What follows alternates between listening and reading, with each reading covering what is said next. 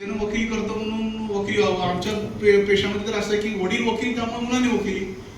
पण त्या मुलाला नक्की काय व्हायचं हे कळत नाही. मुलगा पण म्हणतो की मित्राला विचारतो, बाबा सांग काय होऊ, तो गोंधळलेला असतो. पण साधना केली, जागेवरती बसलं की सगळं जसं ते असं असतं ना, ते सगळं असं होतं, ट्रिगर होतं त्याला. आणि अतिशय चांगली जर्नी. तर माझी जर्नी आपण माहिती आहे की मी ऑनलाईनचा पहिला विद्यार्थी आहे त्यांचा. मी तर फार म्हणजे मला भरून काय येतंय, माझी अवस्था अशी होती की आय एम मेडिकली डेथ होतो मी कोरोनामध्ये. पण म्हणजे फार वाईट अवस्था होती माझी. मी बेड रिटर्न होतो. आणि त्यावेळी पहिल्यांदा साताऱ्यामध्ये हॅपीनेस कोर्स ऑनलाईन आबांच्या माध्यमातून सुरू झाला. मला डॉक्टरने सांगितलं की 2 वर्ष तू काय बेडमधून उठू शकत नाही. मी म्हटलं इट्स ओके, कारण की मी धडपड्या कार्यकर्ते आबांनी सांगितलं. पण मी हॅपीनेस केलं. बिलीव्ह मी 2-3 महिन्यात चालू लागलो. आणि आज अतिशय माझं धावपळ असते, फार फिरतो मी. पण मी सकाळी साधना कधी चुकवत नाही. म्हणजे आबांना माहिती आहे मी बसमध्ये साधना करतो. म्हणजे होईल तसं, म्हणजे हात जरी मला त्याला टेकत असेल वरती स्लीपर बसमध्ये, तर मी प्रयत्न करतो. पण मी ब्रेक करत नाही. मी ट्रेनमध्ये साधना करतो. आणि मी आज गेली 5 वर्ष अनब्रेक साधना करतो. म्हणजे त्याशिवाय मी काही खात नाही, पित नाही. आणि सकाळी उठल्यानंतर आपल्याला काय करायचं, नुसतं आपलं ते व्हॉट्सअपचं झोप मीटिंग सुरू करायची आहे. बाकी सगळे मग आपले मित्र आहेत, ताई आहेत, दादा, व्हॉलंटियर सगळे करत असतात. मला वाटतं की आयुष्यात जर 40 मिनिटं आपण स्वतःसाठी देऊ शकत नाही किंवा साधनेसाठी देऊ शकत नाही ना, आयुष्यात आपण काहीच करू शकत नाही. काही नाही, आयुष्याची 40 मिनिटं तुम्ही द्या पूर्ण दिवस. म्हणजे मी सकाळी जेव्हा घर सोडतो 8-9 वाजता, मी 12-1-2 पर्यंत असंच फ्रेश असतो. और लोग विचारतात तुम्हाला राज क्या है? अभी राज तो सबको थोड़ी पता है, वो तो गुरुजी बताएंगे. हम तो बोलेंगे भैया आइए आर्ट ऑफ लिविंग में काम कीजिए, यहाँ पे YTP कीजिए, हैप्पीनेस कीजिए. आणि खरंच हे गूढ आहे, हे गूढ तत्वज्ञान आहे. म्हणजे मी स्वामी विवेकानंद वाचल्यानंतर गहन अनुभूती काय, साधना काय, तप काय, म्हणजे सगळं माहिती आहे. तप ऋषीमुनी करायचे, साधना ऋषीमुनी करायचे. पण व्हॉट इज द फ्रेमवर्क, रस्ता काय, कसं करायचं, कोण सांगत नाही. हो तू ध्यानाला बस, एका जागेवर बस. हो पण बसून काय करायचं, कुठल्या देवाला आठवायचं, किती वेळ श्वास घ्यायचं, कोण सांगत नाही. प्रोसेस माहित नाही. सगळ्या एकच सांगतात की ध्यान लागलं पाहिजे, चांगलं कॉन्सन्ट्रेशन अभ्यास कर. कसं करायचं कोण सांगत नाही.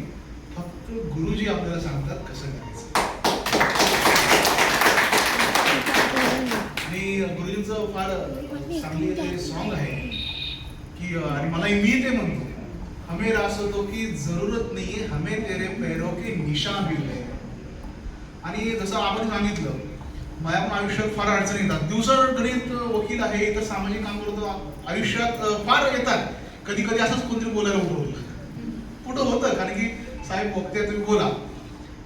पण मी प्रामाणिकपणे गोष्ट करतो. मी मराठीत म्हणतो गुरुदेव सांभाळलो. आणि खरंच गुरुजी समजून घेतात. हा माझा वैयक्तिक अनुभव आहे आणि ही शक्ती साधनेची आहे. त्यामुळे नुसतं YTP झालं, हॅपीनेस झालं थांबून चालणार. आपण त्या प्रवासाला गेल्यानंतर, प्रवासामध्ये आपण संमिलित झाल्यानंतर एक स्टेप पुढे गेलं पाहिजे. म्हणजे म्हणतात ना की नर का नारायण बनेगा, ही आपण बऱ्याच वेळा कुठे लिहिलं असतं, नर का नारायण बनणार. नरची नारायण बनण्याची प्रोसेस किंवा नरोत्तम बनण्याची प्रोसेस, नर नारायण नरोत्तम असे प्रकार आहेत मानवी जीवनाचे. म्हणजे नराधमाचा नर होतो, नराचा नारायण होतो, नारायणचा नरोत्तम होतो. तर आपण सगळे जन्मला सगळे नर असतो. तो नारायण नरोत्तमाची प्रोसेस जर करायची असेल ना, तर आर्ट ऑफ लिव्हिंगच्या माध्यमातून सगळे आपण नरोत्तम आणि नारायण होईल. आणि अशा सगळ्या नारायणची या देशाला अत्यंत अत्यंत आवश्यकता आहे. म्हणजे कधी कधी मला वाटतं, कालच दिल्लीमध्ये जे झालं की अरे हम तो नर का नारायण बनना चाहते हैं, आणि कुठं काय लोक असे विचित्र पद्धतीने एक किडावण्याचं. स्वामी विवेकानंद म्हणतात, अरे तुम्ही सिंहस्थ पुत्र आहे, सिंहाचे अधिकारी आहात. आणि एवढं भारत माता एवढी ग्रेट आहे. कोणी म्हणलं पाहिजे आम्ही सिंह बनणार, वाघ बनणार. पण म्हणतात ना, म्हणजे आपण म्हणतात YTP मध्ये जर जर एखादा प्रशिक्षण म्हणजे एखादा साधक आला किंवा ॲडमिशन आलं, तो जाताना वाहक बनतो. त्यामुळे वाहक बनण्याची प्रोसेस असेल. आणि आयुष्यामध्ये याच्या फार छोट्या छोट्या गोष्टी, हे सॉफ्ट स्किल युनिव्हर्सिटी आहे आणि हे तुम्हाला कोणी सांगत नाही, सुदैवाने आपल्याला मिळतं. आणि ग्रामीण कोर्स तर फार स्वस्त आहे, म्हणजे सिटीमध्ये आणि शहरामध्ये याची किंमत फारच आहे. म्हणजे मी आलो ना म्हटलं ते विज्ञान भारतीला मी गेलो होतो, प्राईज ऐकून मी घरी गप्प बसलो.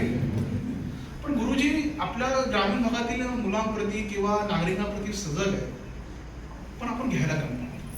त्यांच्याकडे फार देण्यासारखं आहे. मला वाटतं आपण आपली जर्नी आत्ता स्टार्ट झाली आहे, किक लागली आहे.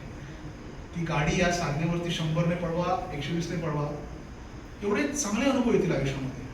आणि लक्षात घ्या, आयुष्यामध्ये अडचण राहणार नाही. रोज सकाळी उठल्यानंतर ना आपल्या घरातली अडचण असतात आणि आपण म्हणतो आता काय करायचं. म्हणजे मोबाईल चालू नसेल, स्क्रीन फुटली तर म्हणतो अरे शोभत माझ्या आयुष्य सत्यानाच. अरे स्क्रीन फुटली म्हणजे मला ते मी कोर्स केल्यानंतर काय नाही, स्क्रीनच फुटले नाही, काय हरकत आहे, आयुष्याला काय थोडी झालं. म्हणजे हे कुठं करतं YDB मध्ये, म्हणजे पेला सांडला तरी आपण किती टेन्शन घेतो, आयुष्य पण माणूस पेला सांडला हरकत नाही, पाणी साफ करून पुन्हा दुसरा पेला. ही जी प्रोसेस आहे ना, आज काय झालंय प्रत्येक गोष्टीचं मला टेन्शन घेतो. म्हणजे काही लोक तर आत्महत्या करतात. आता परवा पण नीटच्या एक्झाममध्ये 3-4 जण आत्महत्या केली. अरे काय गरज आहे. म्हणजे मला जर वाटतं तर तिथे जर आपल्यासारखे लोक पोहोचले असतं त्याने आत्महत्याच केली असते.